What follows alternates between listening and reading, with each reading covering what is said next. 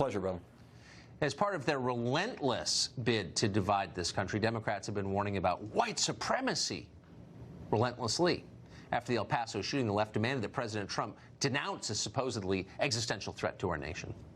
White supremacists being radicalized, and when the leader of the free world can't condemn that? We need to hear from that person strongly condemning and rebuking this ideology. What the president has done is that he has given agency to hate, and he has yet to denounce it. And we need him right now to use his platform to say that we are all Americans and that we need unification.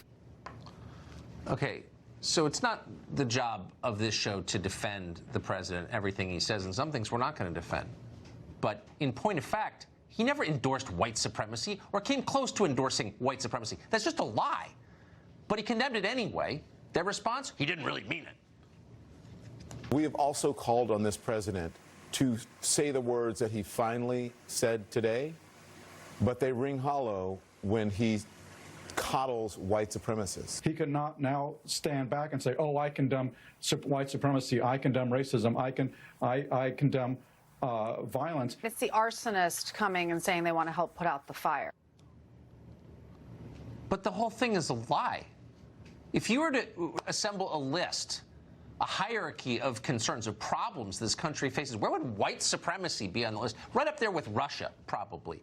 It's actually not a real problem in America.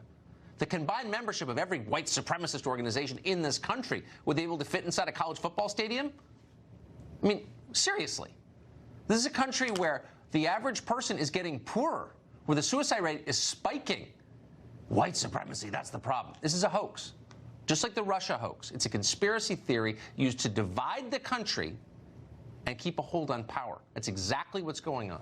Victor Davis Hanson knows this better than anyone. He's a senior fellow at the Hoover Institution, and he joins us tonight. Professor, thank you very much for coming on. White supremacy, you know, I've lived here 50 years. I've never met anybody, not one person, who ascribes to white supremacy. I don't know a single person who thinks that's a good idea. I mean, they're making this up, and it's a talking point which they are using to help them in this election cycle, obviously, because Russia died. But my question to you is, what does it do to the country? At what cost?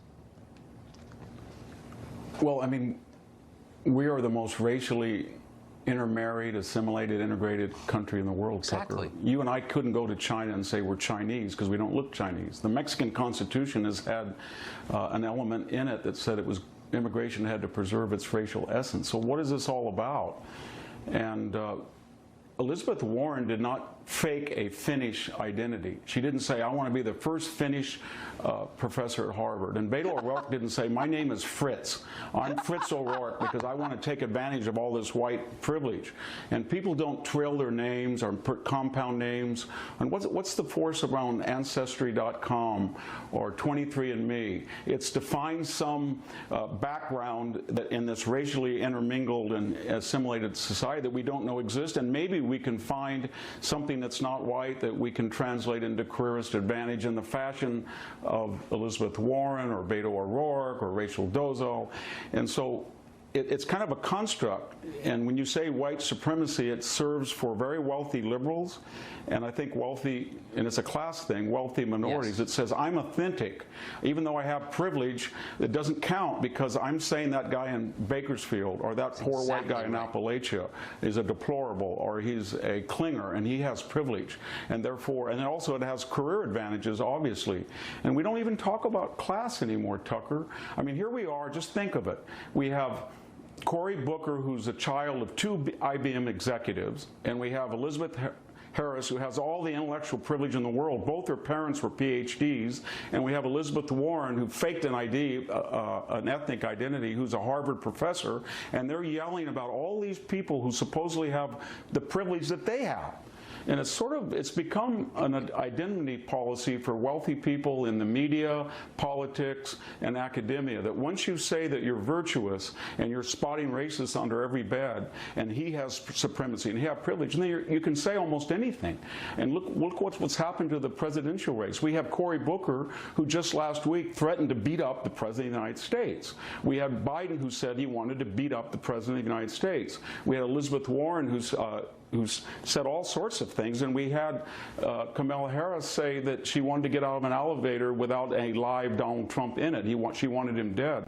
As angry as people got with Barack Obama's health care and all of that rhetoric, typical white person, get in your faces, punish your enemies, take a gun. I don't remember any mainstream Republican candidate, not one, not a Romney, not a McCain, not anybody, a Mitch McConnell saying, I'd like to beat up the President of the United States. So, and they do that because they're virtuous, because they've established this identity policy, an insurance policy, if you will. And it's tragic because why these elites are doing this in the real ground level, people are intermarrying, they're intermingling, exactly. they're assimilating, exactly right. and they're trying to make America what it is. There's a reason why mostly a non-white population is trying to immigrate into a still majority white population. It's not because it's racist. They're not stupid people. They're coming here because they understand that there's more racial tolerance and opportunity and economic opportunity than ever before. And the final irony is Donald Trump. I mean, think about it. He has got 3.7% record low unemployment in peacetime, and he's got record low minority unemployment. He's got a 3% some quarters GDP growth. So he's saying to minority people, they got to call him a white supremacist. You have a chance with me. The employers will bid for your employment. Right. You don't have to beg an employer. You have opportunity you've never had, and that's what I wanted to do. Professor, thank you for that. It's deep. Thank you. Thank you.